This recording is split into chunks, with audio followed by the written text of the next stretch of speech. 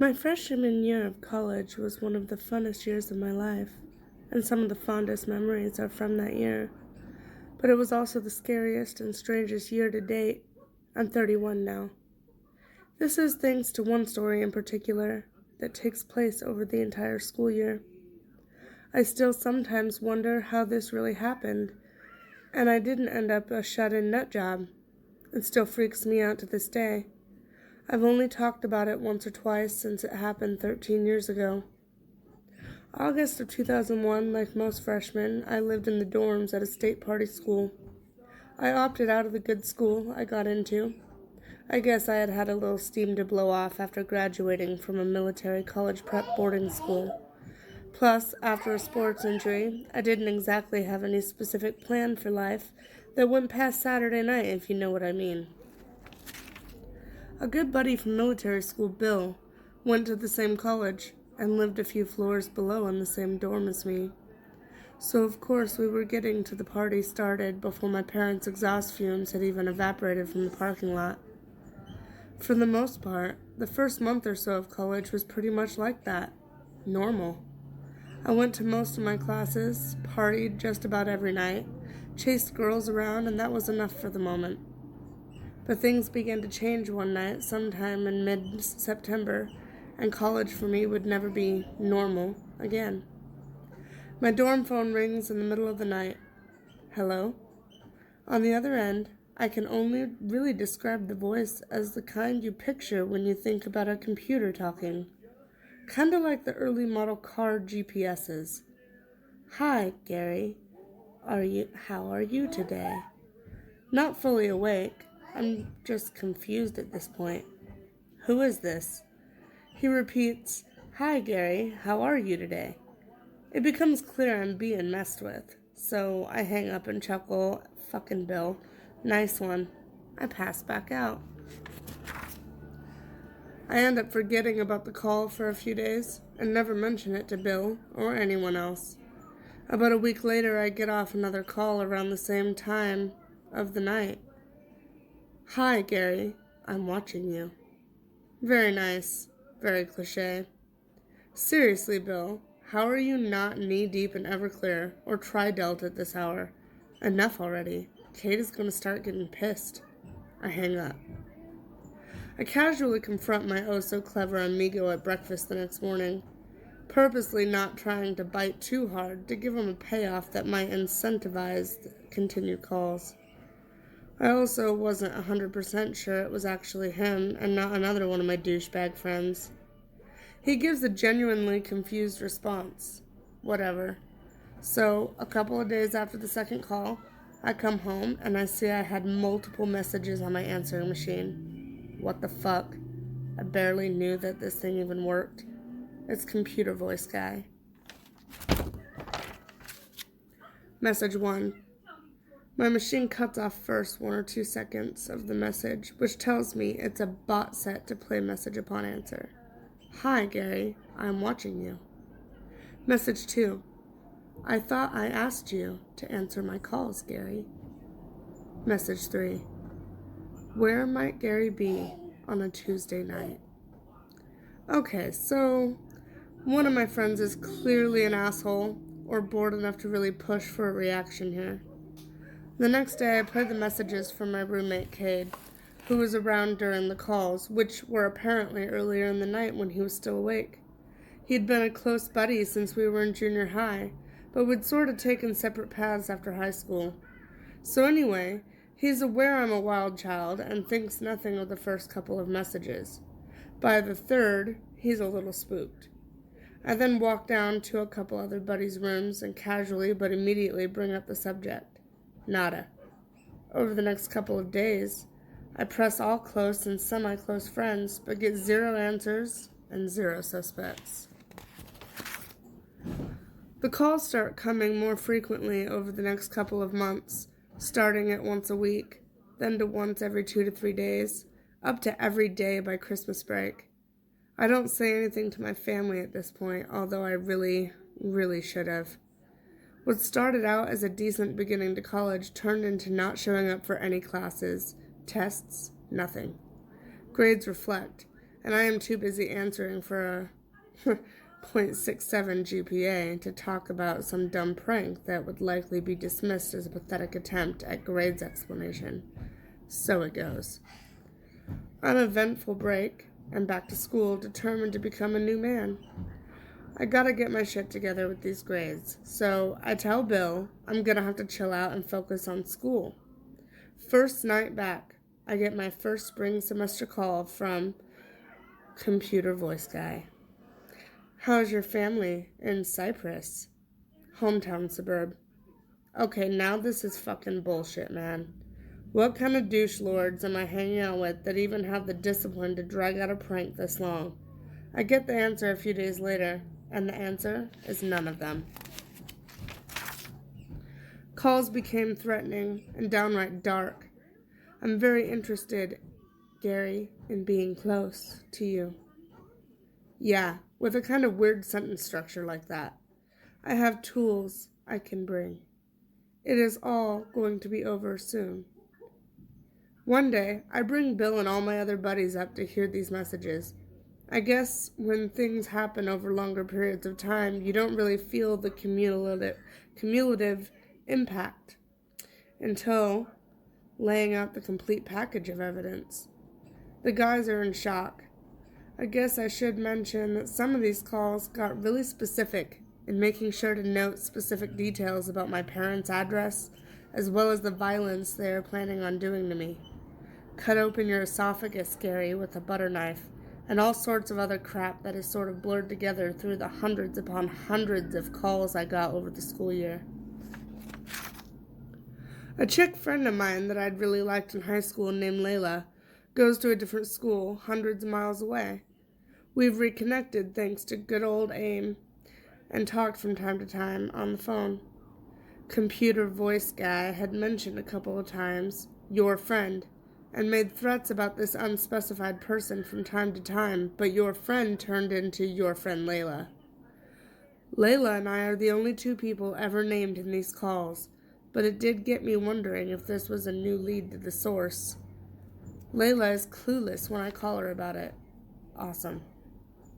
I know that background was a bit long, but you'll understand why I had to explain the situation when I tell about what happens next. One night, we're all partying and drinking at some hotel. Forgot to mention all that straight A cat went straight out the window. A different buddy, Carl, has a nice big truck we'd all go everywhere in, but he'd passed out drunk at the hotel after pounding an entire bottle. I'm not drinking tonight, and I wanted to get back to my own bed. I snatched Carl's keys to drive back to campus, thinking I'll drive back in the morning to get everyone. This was one of the few times I'd even driven that year, so I wasn't tip-top on my directions. I make an early turn and am somehow down a road I've never seen.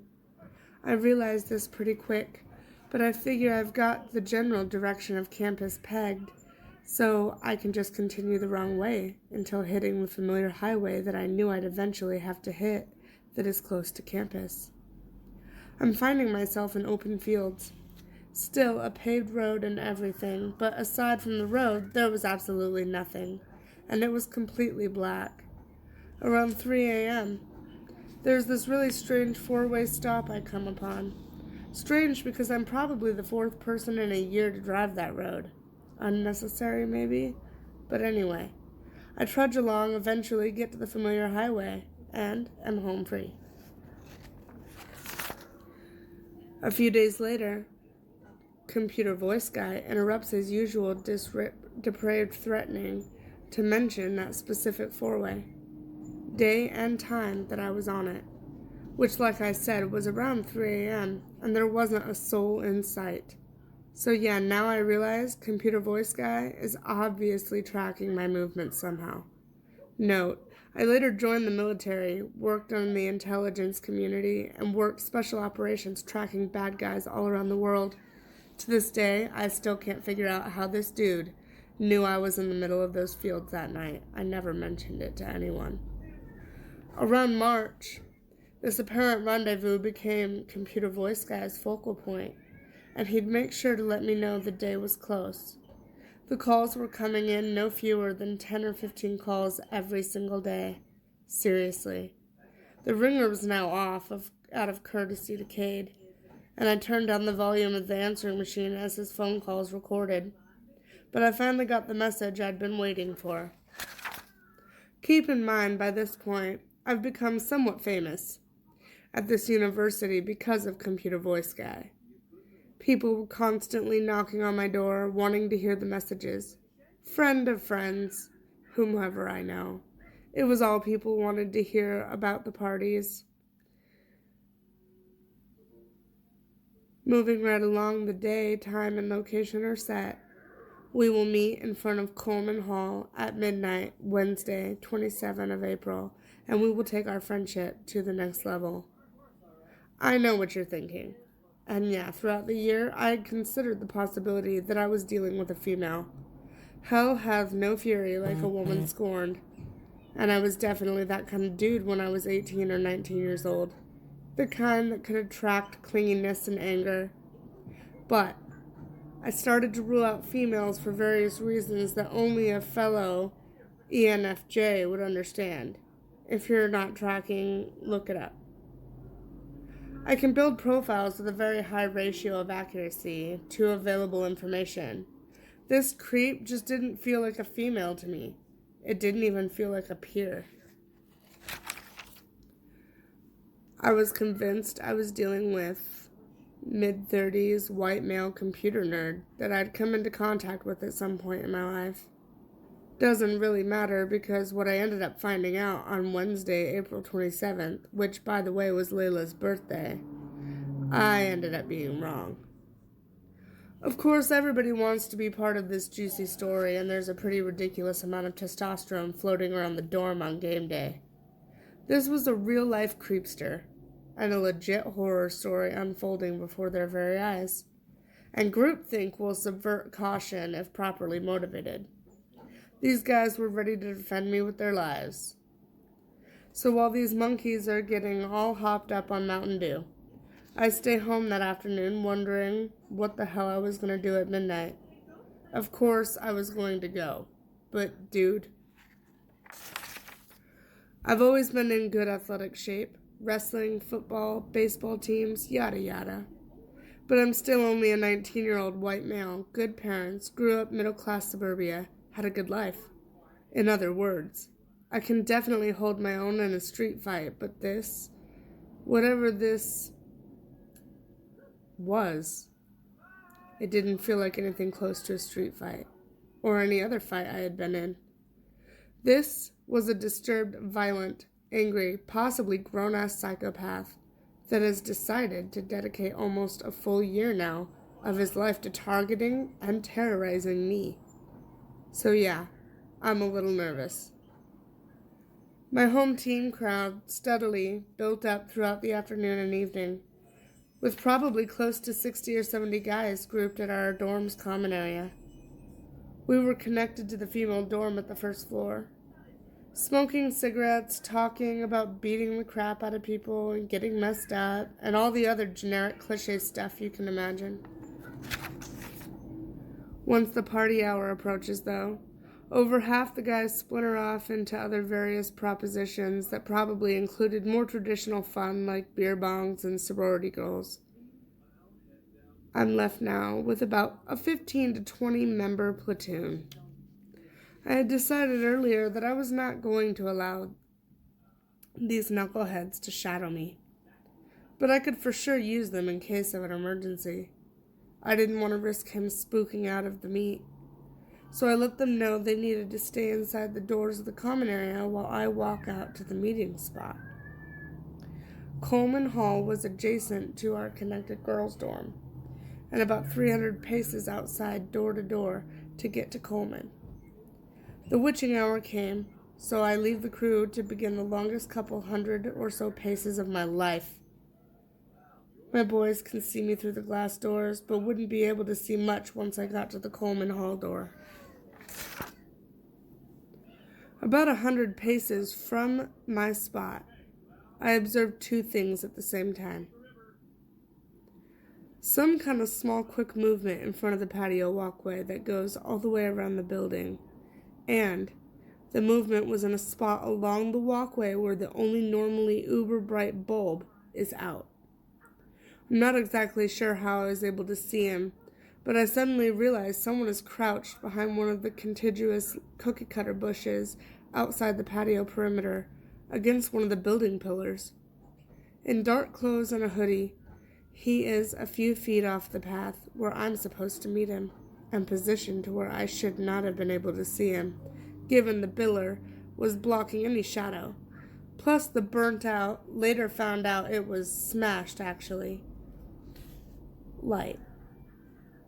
In fact, I could have easily walked all the way to the door without ever having noticed that someone was there. Nope. I sort of jump mid-step as this happens, and I see him raise up a little bit, thinking I might have seen him. I see him raise up and take a step towards me, and fight or flight hits. I've learned that my particular fight or flight during more mild situations chooses fight. Flight in intense situations, but for crap your pants situations, it's scarier to run away with your back to whatever scary shit is behind you. So, I fight. Before I realize what I'm doing, I'm in a dead sprint toward this guy, who I am guessing sees what I can't yet, which is my platoon busting through the glass doors in hot pursuit.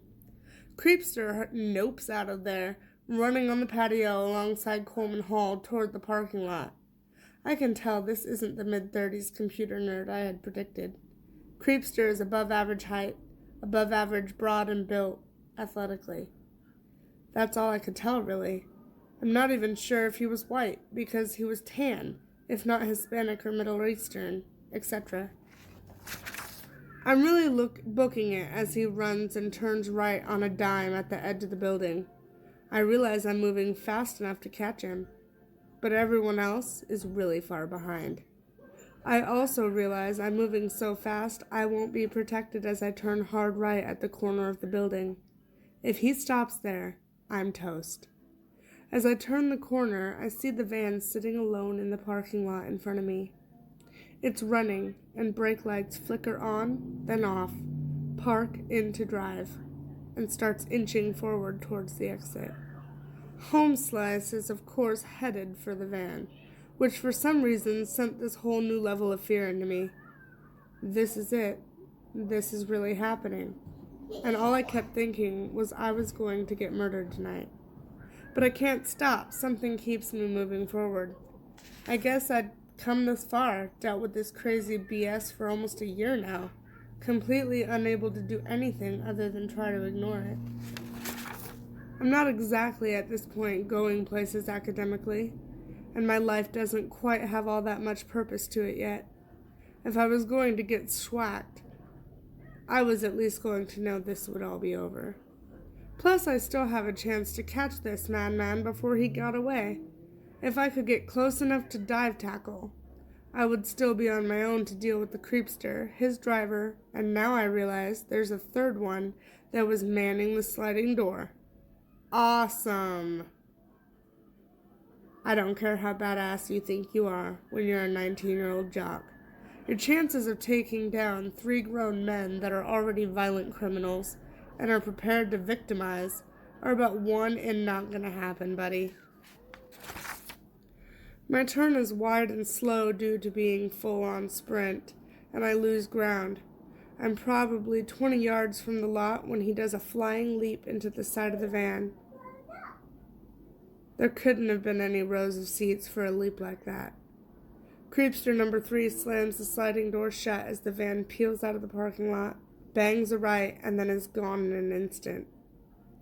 The relief of not being kidnapped, bound and gagged in that van with 3 psychos, who most likely had some pretty horrific plans for me, is now just as strong as the dread of the fact that this is still not over with.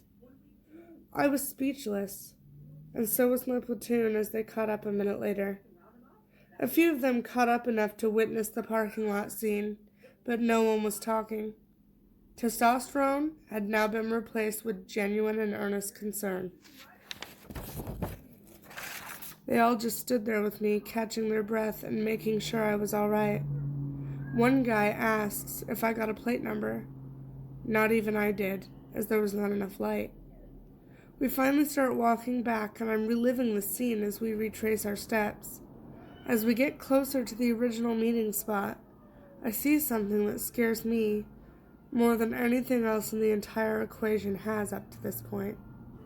On the opposite side of the pillar where Creepy McCripperson was crouching, there's a video camera, sitting on a stand pointed right at the spot I would have been standing at when I should have not been able to see him.